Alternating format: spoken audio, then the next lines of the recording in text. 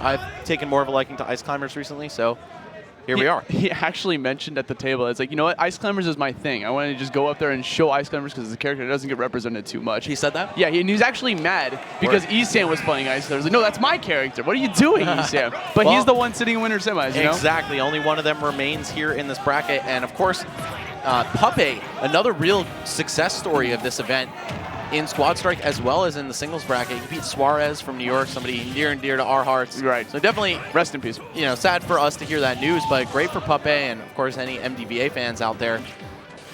Making a killer run. He used Pokemon Trainer and Wolf in that set. I think he only lost with the Wolf against Suarez, but as you see, he's got two green-haired waifus being Lucina and Palutena. Happy birthday, Lucina. Yeah, happy birthday, Lucina. And Morton. I don't know why there's a random Koopaling in there, but here we are. And Mars, of course, we just mentioned, you know, these are characters that he's busted out either in Ultimate or Smash 4 before, but man, you talk about the lineups for a second and all of a sudden the stock is gone. Puppeh landing a huge Charizard forward smash, putting himself in the early lead. See what Mars' Ice Climbers have. Yeah, Mars thought, yeah, sure. You see how much shield pressure those forwarders did, the double ones? Like, that's something that's going to be incredibly imperative in this match. Is as long as you have both of those Ice Climbers ready to go, it's going to be kind of unsafe. So the entire goal for Puppeh is to try to just get rid of Nana, but, you know, Mars obviously going to hold on to her as long as possible. Yeah, you got to pick your spots really carefully in a matchup like this. A lot of stuff could either become unsafe on hit, or if you separate them, start gunning for the wrong one. See Puppeh taking a nice mix of hitting whichever climber is close to him, really, rather than looking for Nana particularly or getting too laser focused on Popo. And he's doing a fantastic job of just spacing out these aerials, right? Like in forward airs, he's waving it back, but hold on a sec, catches the roll, got the double forward smash coming in from Mars, taking away that stock. Now we're fighting off against Morton, I believe his name is. Yeah, that's Morton, yeah. Bowser Jr., man. That was such a weird roll, too. I can't help but think that was an input error or a buffer from Puppeh. It looked really unnatural. Yeah, but Mars, he was still ready for it, man. Whether it was on reaction or if he somehow read that, props to him. Evening the game up, this Morton has just gotten absolutely clobbered since coming back. I mean, that's the downside, right? It's like we don't really see these characters anymore in this bracket because, you know, they got nerfed from Smash 4 when they weren't actually the best iteration. So we'll see what he has in his pocket, man. He's trying desperately to get this back here. He's doing a fantastic job of separating the two, but he just can't fight Popo. Mars' option coverage was great there. Went for the back throw. Knew Puppeh wanted to take the high road, so he just met him halfway with up air, and now he's got this control. Mars doing a great job of spacing these back airs out. I respect that decision to go through the ledge and try to just challenge him with an aerial attack, but it was so risky. You're not going to trick Mars with that, man. Yeah. He's seen so many different situations like that. He just decided to take the smartest option possible, really, and just back off, wait for the ledge trap, and then, oh, I don't even need a ledge trap. He just landed right in my face with a ton of lag. And now you saw Mars going for that shield and that forward smash, unfortunately losing Nana in the process. Now this is like one of the worst things to happen to you, fighting against Palutena as Sopo. And yeah, forward tilt, not enough to get the kill just yet, but this is going to be a pretty easy edge guard for Puppeh. Just come back on with the neutral air, but he is living. Great directional influence coming out from Mars. Oh, well, I don't know if that was intentional or if he just wanted to get on with it before Puppeh had too much momentum. Because you start feeling yourself, and you're like looping this edge guard on Popo over and over and over again. Your opponent starts to just lose a little bit of steam. Yeah, possibly a very smart concession there from Mars. But either way, we're going to see the main come out. This is the bread and butter for this man. And Ike and Falcon in the back, particularly Ike and Ultimate, characters that Mars is very proficient with. So we'll see what he's got against Puppeh's Palu, who I don't believe made an appearance in singles for us today. Yeah. Oh, no, he went a little bit too hard. I think he accidentally inputted a double jump, so he just wasn't able to get back to the stage. So now he just lost his main, and it has to deal with Ike now. But you know what? Hey, get the dash attack. It's two stocks apiece. Yeah, I don't think Mars is too uncomfortable playing this character, and he's got tons of experience against the Falcons from his brother Pug West, right? Right. It's probably a matchup that Mars has hard-coded in his brain and won't forget after years and years. But the thing you got to remember is that, like, you know, these players play completely different than his brother. So you may know the mechanics, but hey, I like that idea. You know, see him coming down to spam the quick draw a second time. Yeah, it's actually a great way to just kind of brute force into people with Ike. Obviously not a move you want to rely on in your neutral at all, but it's a great whiff punish when they're not expecting it. You see the spacing coming out from Mars with these neutral airs. He's just completely out of range for Puppeh to try to do anything, just applying all that shield pressure. Because the second he lands that neutral air, you know you're going to be dying. Just like that. Neutral air, get the credit card swipe out of there. Mars taking this to a final stock against Puppeh. The Wolf. Not going to drop a confirm like that. This man has been making his money off of landing airs for like 5 years now. Yeah, dude. his entire thing. And then honestly, he's been messing around with Ike a lot back in the early days of Ultimate, as well as like in his local weeklies, you know, like the Thursday night fights. Sometimes he goes to Synthesis. That's when he loves to bust out the Ike. It's basically his doubles main as well. Yes. Although we've been seeing the ZSS come out more in recent days in teams. He's feeling more comfortable with the character. Yeah. And this Wolf, man, respawns, or spawns for the first time, I guess, because Squad Strike takes a quick 60, now almost 90%. He's at his jumps. Okay. I mean, you saw that. He was trying to go for the counter, right? He thought he was going to come out a little bit earlier. Just mistimed it ever so slightly. And now, again, he was just trying to reset into the neutral air off of those first 2 hits of jab. I felt like the Ike and Ice Climbers were the MVP for Mars today. Or in that game anyways, man. Because like, Ice Climbers, very shocked about it, how much work he was putting in with that character. Maybe it was like some matchup deficiency coming out from Puppeh. Maybe he doesn't really know the character as well. But regardless, I don't want to like close that out because Mars is doing a lot of work with those hammers. Yeah, Puppeh also getting stuck with Morton against the Ice Climbers. So yeah, kind of a rough break. Character that a lot of people don't exactly have high expectations for. Wait, did Puppeh pick random as his first character? Oh no, he's probably going to swap it. Yeah, okay. I was going to say, that would be the ultimate flex. I mean, you just lost game 1, bro. I don't know if you want to be doing that. Just random all 5 characters. Like, was that where the Morton came from? Yeah. Does that mean that echoes are allowed if you, select that random? Like, right. If you roll Simon and you already picked Richter. Now, for those that don't know, echoes are not allowed in this, meaning you can't play like Crom and Roy, except for. Oh, not even them? Not even Crom and Roy? I think the only ones that are allowed are Ryu and Ken, I believe. Interesting. Okay, that's super weird because I feel like Marth and Lucina. Like, all right, that's close enough. Crom and Roy, that's like teetering on the edge of being Pit and Dark Pit. Close enough. Yeah, Pit, Dark Pit, almost the same, yeah. But, of course, there's characters like, Peach Daisy that, especially after the 3.0 patch, are literally identical. Exactly. But here we go, jumping into game number 2. Mars with the 1-game lead. They switched up their order a little bit. Yeah, and we also saw Puppeh adjust his roster. He picked Isabelle instead of Morton. That was a character he was messing with a lot in the early days of Ultimate, so we'll see how she holds up now a couple months into the meta. But wow, Puppeh cleaning up this Mega Man, absolutely decimating him. We saw Riddles do great against Larry's Wolf with Mega Man, but man, totally different story here. Just doing what Wolf does best, man. Get that down smash on the ledge. He is racking up tons of damage already overlapping the Zero Suit Samus from Mars. And honestly, at this point, he's going to be trying to get these up airs to get the combos going, but overextends a little bit, gets caught by that back air, almost killing him at what, 50%? Yeah, before the hit. Something like that. Yeah. And this is Mars' pride and joy right here, of course, this Zero Suit Samus. So the road is going to only get easier from here for Puppeh if he's able to take the stock, especially with the amount of damage he's rocking right now. And Wolf's certainly the character who could take a stock this early. And the thing is, I actually respect Puppeh for going with the Wolf in the beginning, right? Because he had him as an anchor earlier on, and this way he kind of like steals the momentum early on and tries to establish dominance. Wow, somehow picking up the grab out of the paralyzer shot. Looked like Mars was a bit afraid to commit there. Just didn't want to run up without knowing that had hit. But by the time he realized it was too late, even with the angle down, that still missed. That was super unfortunate for Mars because he got the right call with the down smash, but just could not get that forward smash to connect afterwards. And now he's back off stage against Wolf, but that's okay. We got a pummel. There we go. Up B. Get that out of here. Bring on the second stock. Young Link. What? A young lag. Yeah. I was going to say, wait, hold on a sec. Is it because he tried to pull out a bomb really early? You know what? That actually might help explain it, because we saw in the Palka versus Mars set, it lagged when Palka's snake spawned and he either pulled a grenade or a C4 or both out. So yeah, maybe spawning items actually does cause Squad Strike to lag a bit extra. But either way, yeah, there's no interactions of meaning that happening at that moment. So right, another switch up on Puppeh's roster. He went for Young Link instead of Palutena. Bit of a rogue choice, of course. Young Link, a character who seems like he requires a good bit of lap time to be proficient with, whereas Palutena has a bit of a pick up and play factor to her. But hey man, whatever works. I'm assuming he didn't just bust this out for no reason. Well, the thing is, Mars just deleted it completely. You saw that incredible edge guarding coming out from Mars, dog. Here's Isabelle. Wow, okay. She can only kill with back throw, and that is enough. Hey, I mean, if that is Puppeh's entire purpose for picking Isabelle is just to kill Zero Suit, then you know what? More power to him. Nah, bro, it's because she's a puppy too. Yeah. Oh, I just got that. No, that's not obviously why he named himself that. He's had the same tag for quite a few years, but that would be really clever. Anyway, we see such an even game at this point. Mars making the huge swing happen with the Zero Suit after she got kind of clapped by Puppeh's Wolf. I'm not going to front with you, man. Oh, yeah, that was kind of devastating. And now we're going to jump into this next one, right? You see, again, the Ice Climbers coming out, applying a lot of shield pressure with that little Blizzard. Puppeh doing a fantastic job of separating them. I like that. He's taking turns, going back and forth, finding who to shoot off with the slingshot, but Nana coming in to save.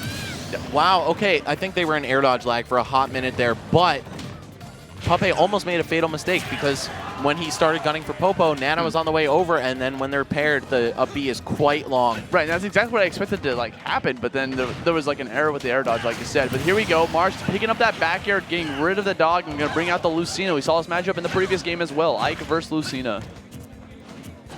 Yep, getting rid of the dog and bringing in the birthday girl.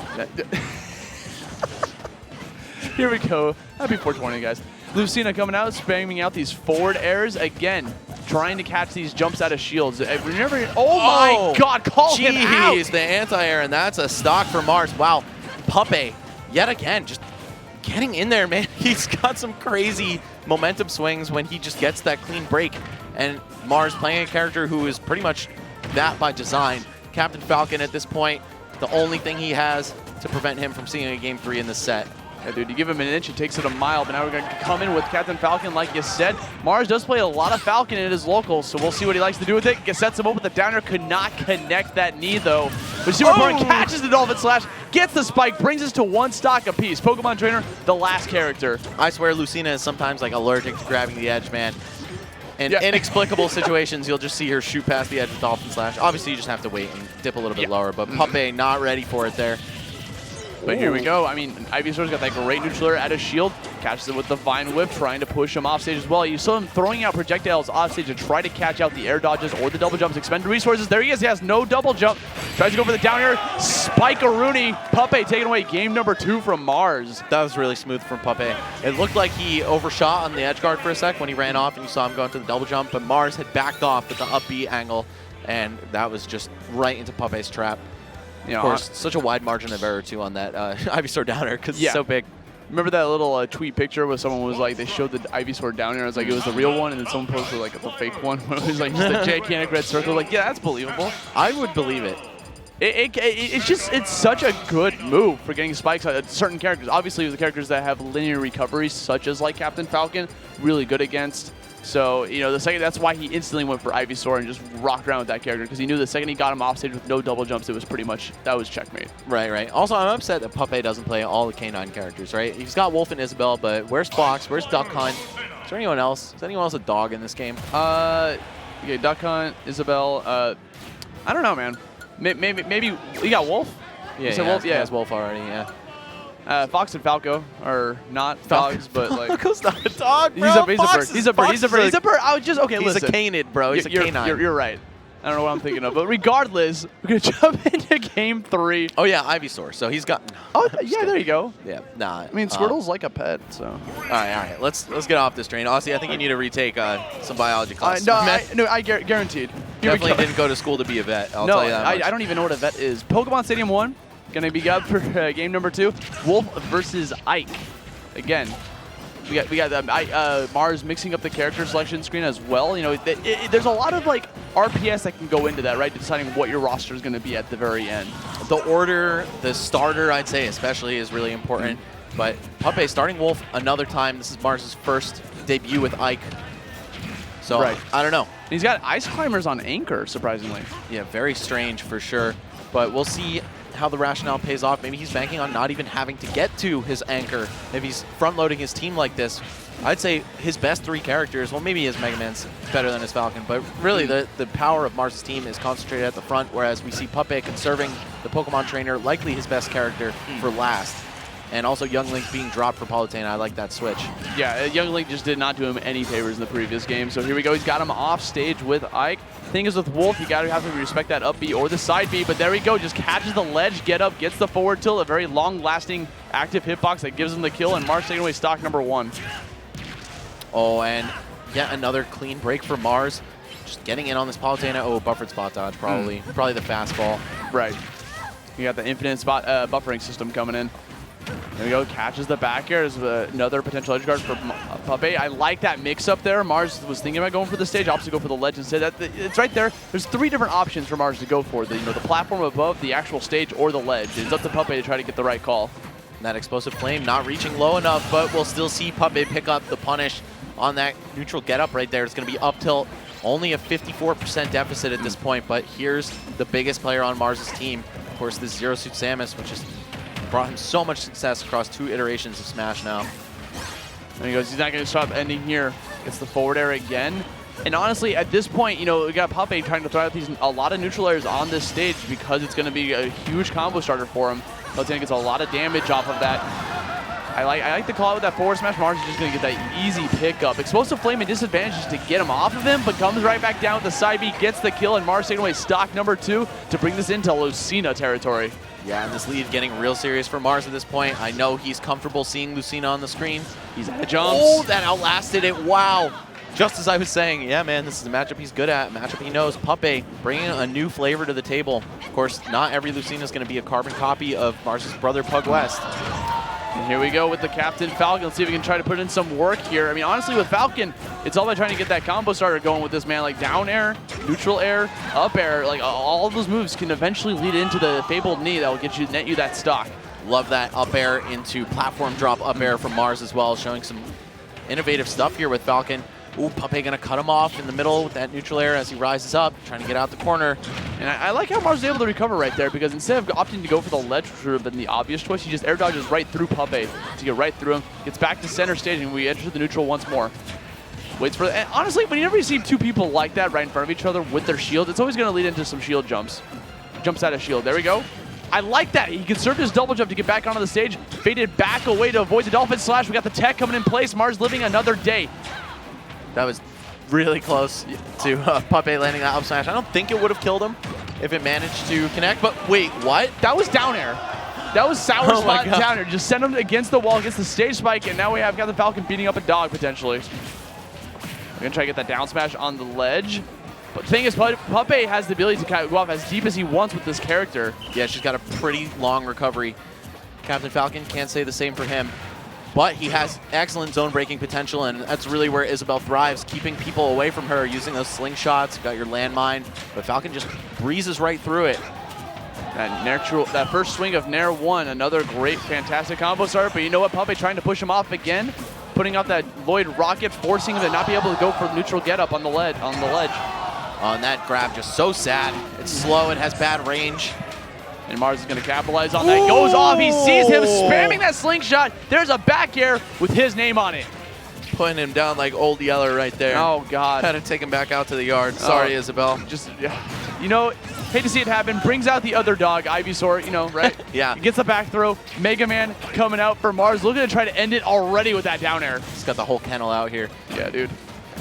Okay, this Mega Man gonna probably be a bit more on the offensive side than most Mega Man players you'll see normally. Mars is just a player who's very into being in your face, you know what I'm saying? That's where he feels comfortable. Feels like he can overwhelm you. And Puppeh, I'd say, certainly in the same class of player. Yeah, man. And again, with the Puppeh with using Ivysaur, I love watching this character because he's so good at spacing out those forward airs and trying to fade away from his opponent. Trying to make it as safe as possible, and he actually challenges the hard knuckle with an up air himself. Yep, any move will actually clank that out. So smart call by Puppeh, not getting intimidated by on the way down. But you should be intimidated when you're playing a guy like Mars. This guy just running away with this match at this point. It was looking very even, back and forth for a lot of points, even here in this game 3. But Mars, once he started pulling ahead, just showed no signs of letting up. And he's throwing out a bunch of metal plates. He went super deep for that, and he was able to get back onto the stage. Charizard. I mean, Puppeh had one more jump than I thought. Okay, I mean, from the other side of the stage, I'm able to get that false finish there.